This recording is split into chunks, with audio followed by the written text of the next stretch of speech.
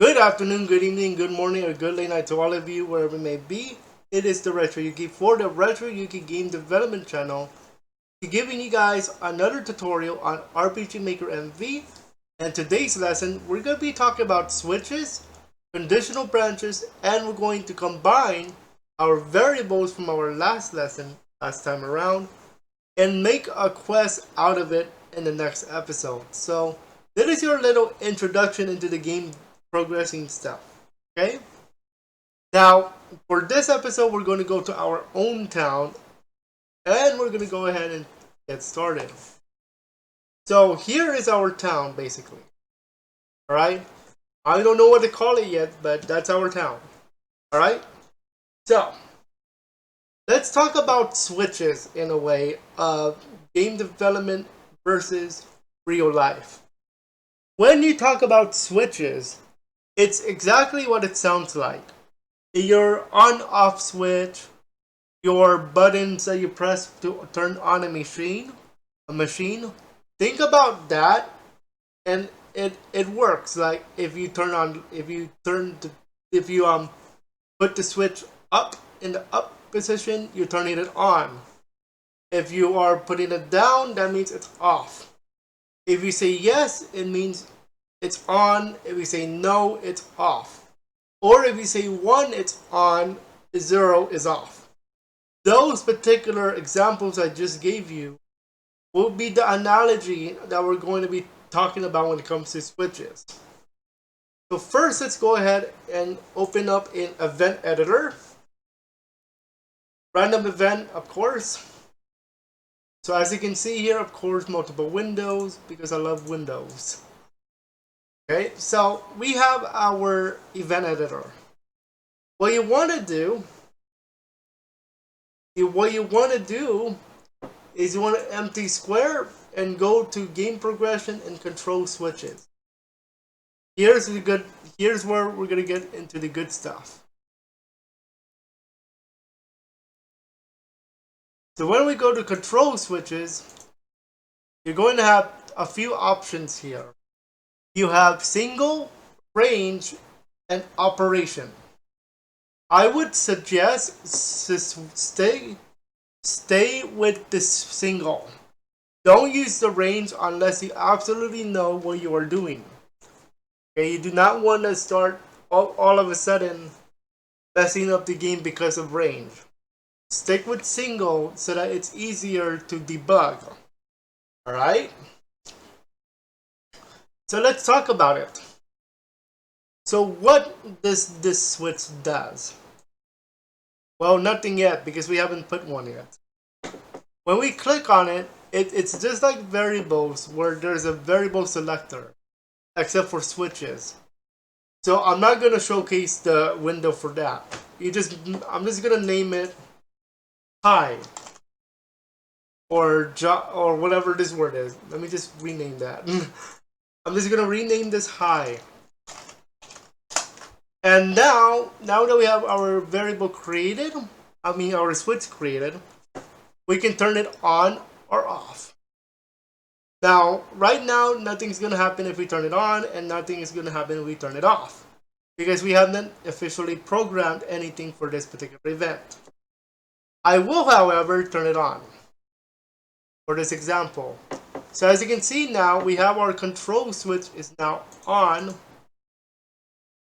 and we are good there. Good for our control switch. Okay? So now, let's actually have it do something. Let me put out an image, a random image, herald hi. Okay? Let's actually have Herald say something. Hi. Or yeah, hi. Okay. Now when we put hi, the control switch is now on. As soon as we run hi, the control switch hi is on. Okay? Now what does that actually do though? Nothing. But we're about to do something. Press apply, press OK to close it. Now we're going to have something appear when the control switch high is on. Let's say somewhere down here, we're going to have a treasure chest. Right click and go to quick event creation. There's a window, there's an option for treasure. And if you do that, you're going to find this. Alright? I'm just going to put gold or something. Okay, I'm just going to put 100. And then press OK. However, that's not what we want to do exactly. We want to edit this event to make it only appear when the control switch high is on. So what we're going to do is double click this treasure chest. Now that we have actually opened the treasure chest, by default, that is what you're going to get. However, we want to do something else. Because we want it to only appear when control switch high is on, go to conditions and check off switch. Alright, when you do that, you're going to see the most current switch that is on, that is in your switch selector, is going to be selected there. Now if you have a different switch, press that button with the 3 dots, and then you're going to be able to open the switches that you already made for yourself. Okay, we're going to just use the one that we have. So control switch high is on. And this is only going to appear if control switch high is on. Now let's play it. Now let's try it out to see what actually happens, okay? So we're going to play. We're going to play test.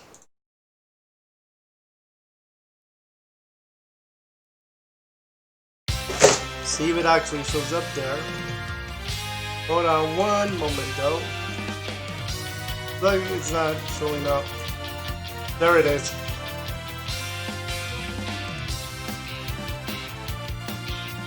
Okay, press OK.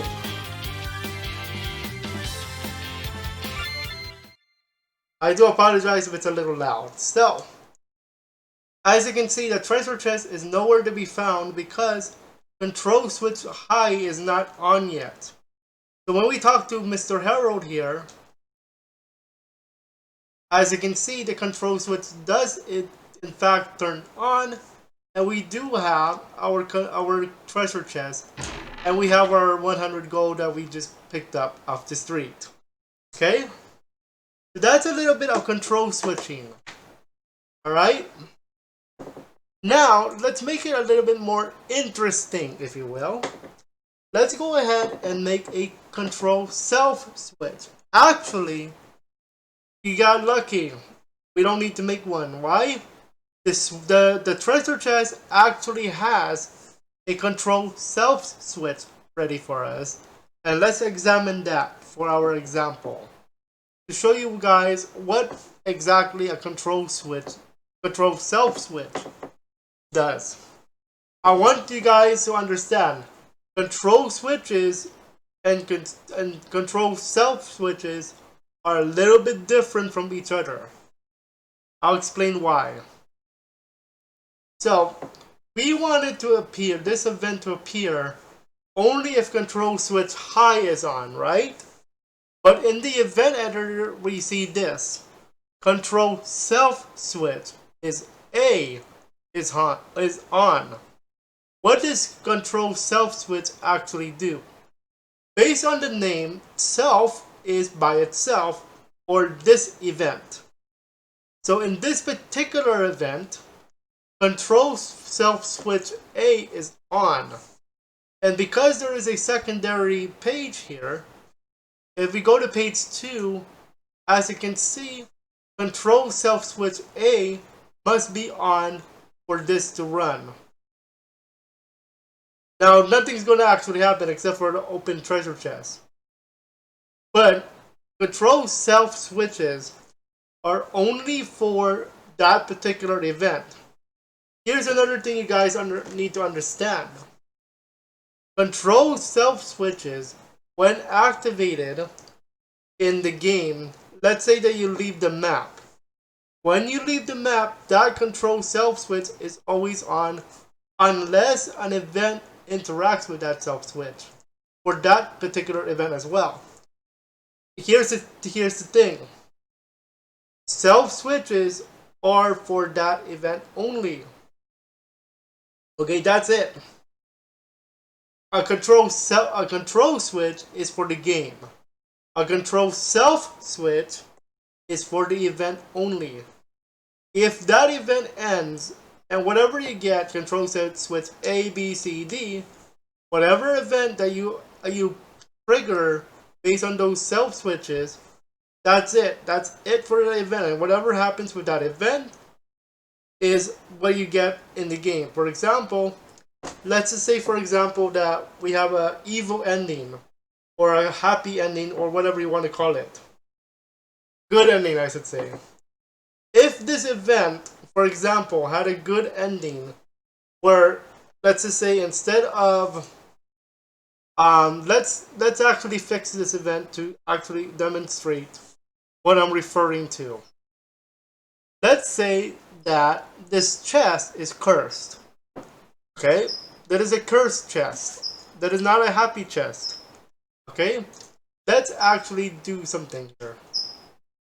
So when control switch high is on, before we open it, like before we run all this good stuff, let's double click and show text.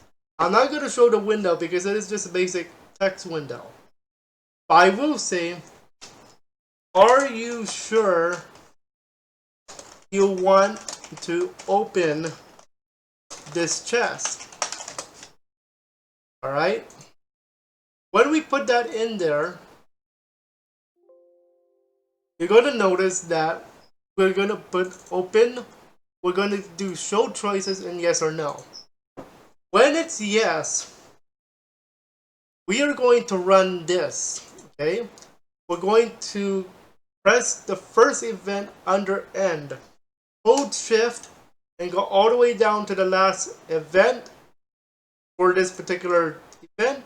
Right click, go to copy, and then go to under yes, put paste. And then we're going to remove this stuff at the end here, because we're going to do our own thing here. Okay? Now that I've shown you that, let's make it a little bit more interesting event. This treasure chest is cursed. Okay? Control self switch A is on. But what happens if we say no?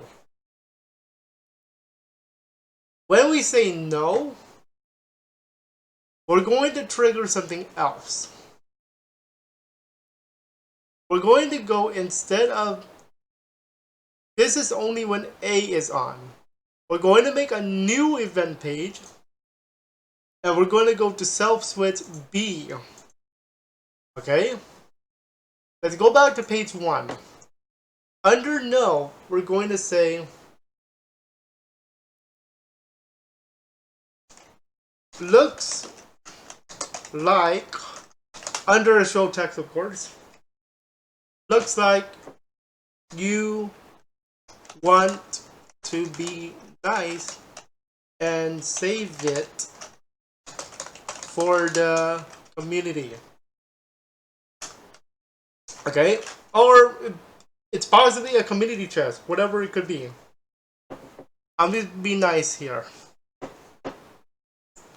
And then we're going to put it, double click here, we're going to go to game progression, game progression. Under game progression, we actually show that window. You guys know what I'm talking about here.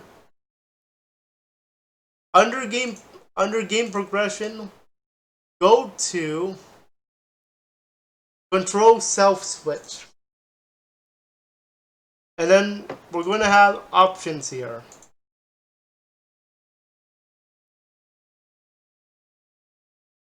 We have options of A, B, C, D. Put B in this case, and we want to turn it on. Now that it's on, if we say no, we're going to go to page number 3, and we're going to say we're going to have the chest completely closed still. And we're going to say, thank you for saving the chest for the community. You are awesome. Or something in that category. Now, I did say I want to make an evil ending, but I'm just kidding. But if you wanted to do something like that, you can with self switches. Now that self switch B is on, let's try it out for you guys to showcase what actually happens. Alright, I'm gonna change this to the game here, game window, and let us see what happens. Let's see if the game window would actually appear right away here.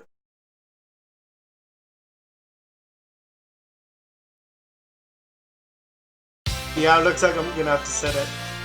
Yeah, I'm gonna have to just set it up here. There we go. So now that we have this, now remember, we have to say no when it comes to opening the chest. So we're gonna open up the control switch here. So we want to say no. Okay. So are you sure you want to open this chest? You say no. Looks like you want to be nice and save it for the community. If you interact with the game with the chest again, you're not gonna be able to open it anymore because already selected no, and self switch B is on. And because self switch B is on, once the event is run, that event is going to keep running in self switch B. You can no longer change your mind when it comes to a self switch. Okay? So be very careful when it comes to the self switches. Because once you trigger it, that's it. It's like another way of saying once you make your final decision, that's it. You have to run with it. Okay, so be very careful when it comes to self switches. With control switches, it's for the game. So it controls the game as well. Okay, so be very careful. Alright, now that we talked about self switches and control switches, let's talk about another thing called conditional branches. Now, switches and self switches also do game progression, and it's like another version of conditional branches, but conditional branches allow us to make it more complex. Let's have a look at conditional branches. Let's also use this treasure chest because I want to make it a little bit more simple than just doing the whole thing again. Okay, here we go. I'm gonna leave this open and I'm gonna turn this to a different window. Okay, so we're going to go to, let's say that, okay, so control switch high is on still, right? So are you sure you want to open this chest? And let's say that if we say yes, we're also gonna do something else in the form of a conditional branch. Double click on this empty item area here, and we're going to change it into our event list. Event commands, I should say. Alright? Under game progression, no, excuse me, flow control, go to conditional branches. Excuse me, conditional branch. I want to show you the options that we have for conditional branch.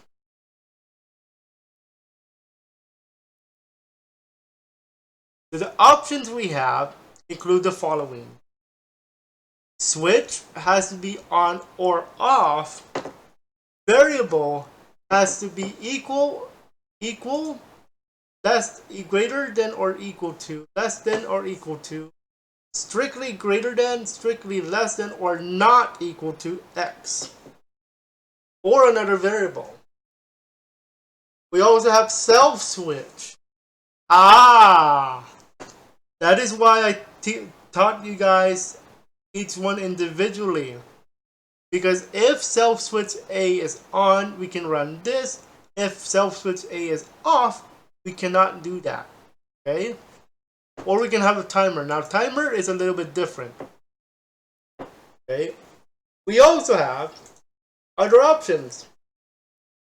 Actor has to be in the party, or then the actor's name, class has to be skill, weapon, armor, or state. All these can also be triggered. In page 3, we have the enemy appeared or state, character is facing different direction, or vehicle is being used. On page 4, we have the following option. We have gold, item, weapon, armor, button, or script. Script again is for advanced JavaScript users only, which is why I'm not going to teach you that right now. I'm just going to teach you simple stuff. So let's say, and gold has to be strictly greater than or equal to, less than or equal to, or less than x. By x, I mean the number here. Item has to be in possession.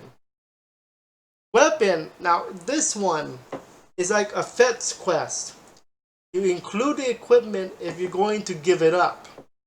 For example, if somebody is looking for a sword, you include the equipment so that you can give up the sword to give it to the player, to the character, and you can be on your way. Armor, same thing. Button is being pressed. Now, I don't use this a lot, to be honest. And script, again, is for those enhanced with JavaScript stuff, not me. You may have noticed there is an option called create else branch. Else means it's like an if else. Okay, if else run this. By the way, let's say you want to have a multiple conditional branches. You can actually do that. So let's go ahead and make something happen here. Let's say, instead of this event, we're going to run this shop. Yeah, we're gonna run a shop. Here we go. Yay, money, yay, food, and all that good stuff. Okay, so we're gonna go over here. We're going to double click. I'm just gonna put a random actor, okay? Again, I do apologize for the multiple windows. I'm still working out some stuff with my software here. But the idea here is to run a shop. But let's say the shop only sells items higher than, actually more expensive than 100 gold. So let's double click on our empty thing here and let's make a conditional branch happen. For our conditional branch, I'm going to go skip to the conditional branch here. We're going to say, we're going to go to page number 4. And we're going to say gold is strictly greater or equal to 100. And create an else branch. Here's what's going to happen. Alright, here's what happened. The else branch, there we go, that's what I'm looking for.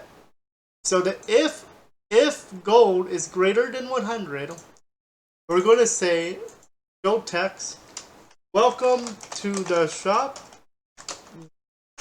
what would you like to buy?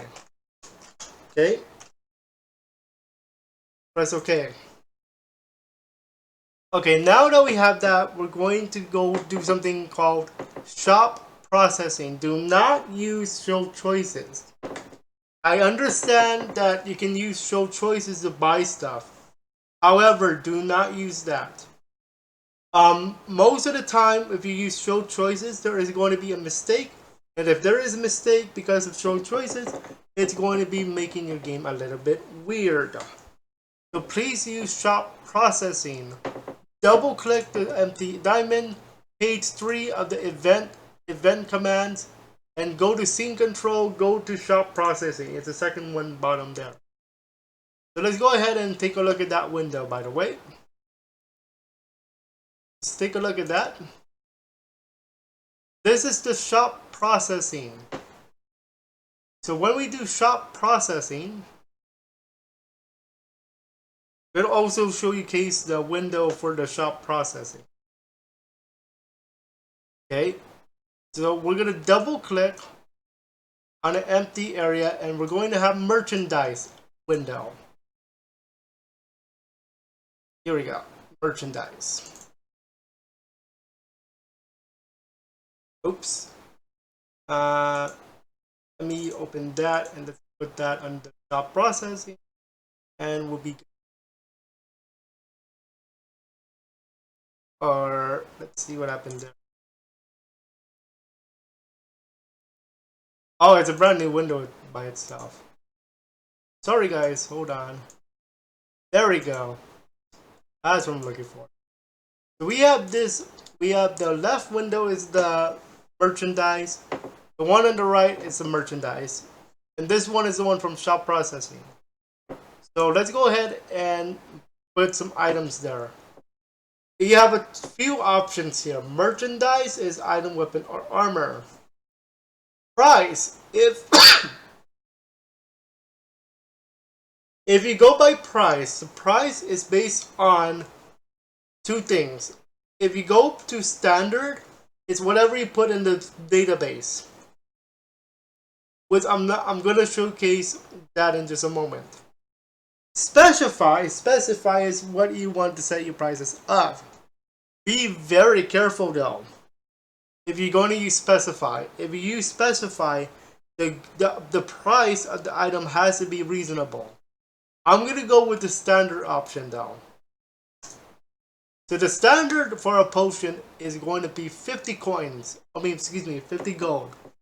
I keep saying coins. Actually, let's change that. Hold on one moment.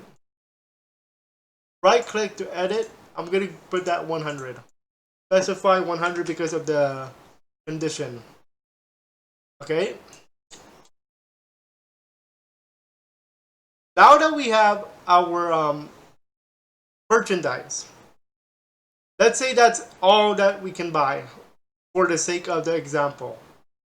Okay. We're gonna hide these windows now.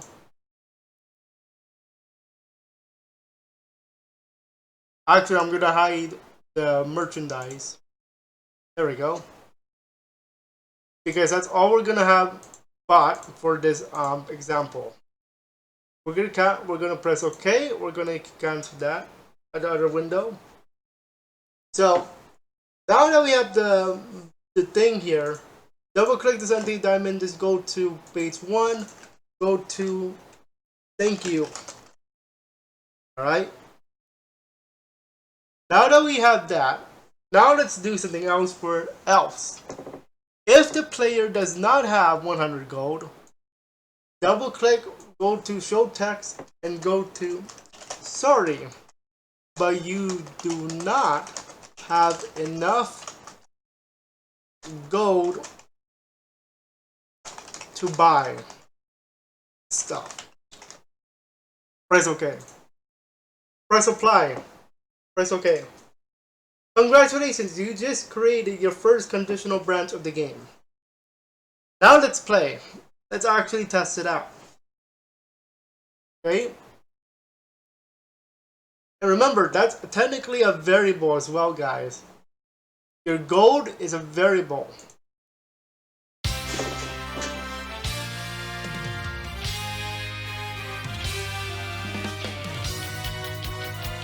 Now because your gold is a variable,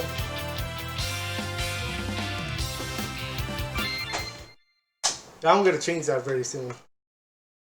Okay, so let's go ahead and talk to the guy again.